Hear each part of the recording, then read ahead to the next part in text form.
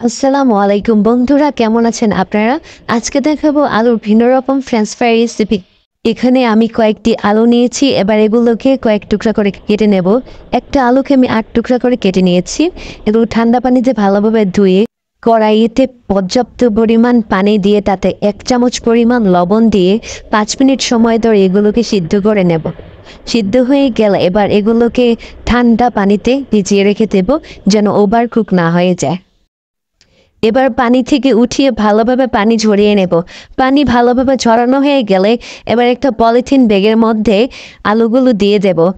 এবার 2 টেবিল চামচ কর্নফ্লাওয়ার দিয়ে পলিথিনের মুখটা বন্ধ করে দিয়ে ভালোভাবে ঝাঁকিয়ে নেব, যেন আলুর সাথে কর্নফ্লাওয়ার ভালোভাবে মিশে যায়।